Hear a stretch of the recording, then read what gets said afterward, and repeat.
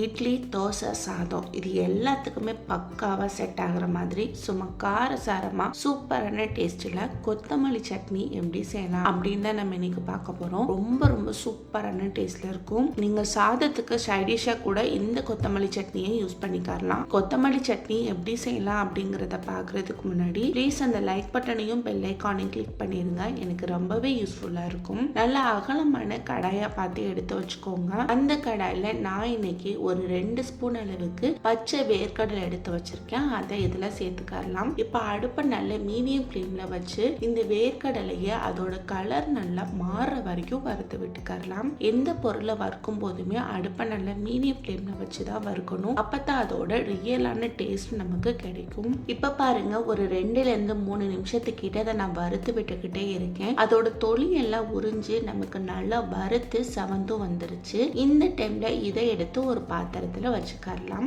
அடுத்ததா அதே கடாயில ஒரு 2 ஸ்பூன் அளவுக்கு எண்ணெய் சேர்த்துக்கோங்க. எண்ணெய் நல்லா காஞ்சதும் இதுல ஒரு ஸ்பூன் அளவுக்கு ஜீரகம் சேர்த்துக்கலாம். அடுத்ததா இதுல ஒரு 3 கிட்ட நல்ல பழுத்த தக்காளி பழம் எடுத்து வச்சிருக்கேன். அதையும் இதுல போட்டு அது கூட சேர்த்து நல்லா வதக்கி விட்டுக்கலாம். தக்காளி நல்லா பழுத்த பழமா போடணும். அப்பதான் இந்த சட்னி நமக்கு நல்ல ஒரு டேஸ்ட் கொடுக்கும். இப்ப பாருங்க, தக்காளி நல்லா வதங்கி வந்துட்டே இருக்கு. இந்த டைம்ல காரத்துக்காண்டி இதுல நான் மிளகாய் சேர்த்துக்கிறேன். நான் இன்னைக்கு ஒரு 5 to 6 போல மிளகாய் சேர்த்துக்க போறேன். உங்க காரத்துக்கு ஏத்த மாதிரி நீங்க சேர்த்துக்கோங்க. இப்போ அதையும் சேர்த்து அது கூட நல்லா மிக்ஸ் பண்ணி விட்டுட்டு ஒரு 2 நிமிஷத்துக்கிட்ட மட்டும் மூடி வச்சிடலாம். தக்காளி நல்லா சாஃப்டா வதங்கி வரட்டும். ஒரு 2 நிமிஷத்துக்கு அப்புறம் ஓபன் பண்ணி பாத்தீங்கன்னா தக்காளி சூப்பரா சாஃப்டா வதங்கி வந்துருச்சு. இந்த டைம்ல இதுல ஒரு சின்ன துண்டு புளி, 2 பூண்டு, ஒரு கைப்பிடி அளவுக்கு ஃப்ரெஷ்ஷான கொத்தமல்லி இலை எடுத்து அது நல்லா கிளீன் பண்ணி வாஷ் பண்ணி வச்சிருக்கேன். அதை இதுல எடுத்து போட்டு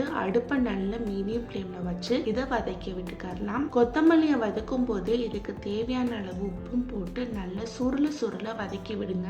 கொத்தமல்லி நல்லா வதக்கி விடும் போதுதான் நமக்கு டேஸ்டும் சூப்பரா கிடைக்கும். பாருங்க, போடும்போது நல்லா நிறைய இருந்த மாதிரி இருந்தது. இப்போ நல்லா வதங்கி சுருங்கி வந்துருச்சு. இந்த டைம்ல இதை எடுத்து ஓரமா ஆற வச்சிடலாம். அடுத்ததா ஒரு மிக்ஸி ஜார் எடுத்து வச்சுக்கோங்க. அதுல நான் ஃபர்ஸ்ட் வறுத்த இலையா வேர்க்கடலை, அதுல முடிஞ்ச வரைக்கும் அதில் உள்ள தொலி எல்லாம் நல்லா ரிமூவ் பண்ணிட்டு இந்த மிக்ஸி ஜார்ல போட்டு நல்லா பவுடர் பண்ணி எடுத்து வச்சுக்கலாம். இந்த அளவுக்கு இது நல்லா பவுடர் ஆக்கி வந்த பிறகு இதுல நம்ம வதக்கி வச்சிருக்கிற தக்காளி பிளஸ் கொத்தமல்லி அதை இதுல போட்டு நல்ல சட்னி பதத்துக்கு அரைச்சி எடுத்துட்டு வந்துட்டு ஒரு பாத்திரத்துல போட்டுக்கலாம். உங்களுக்கு வேணும்னா நீங்க தாளிப்பு யூஸ் பண்ணிக்கலாம். இல்ல அப்படின்ற பட்சத்துக்கு நீங்க அப்படியே கூட சர்வ் பண்ணிக்கலாம். இட்லி தோசை மட்டும் இல்ல, சாதத்துக்குமே ரொம்ப ரொம்ப சூப்பரான டேஸ்ட்ல இருக்கும். குழம்பு எதுவுமே வைக்காத நாட்களை நீங்க இந்த மாதிரி கூட செஞ்சு ட்ரை பண்ணி பார்க்கலாம். ட்ரை பண்ணி பார்த்துட்டு எப்படி இருந்தது அப்படிங்கறத கமெண்ட் பாக்ஸ்ல கமெண்ட் பண்ணுங்க.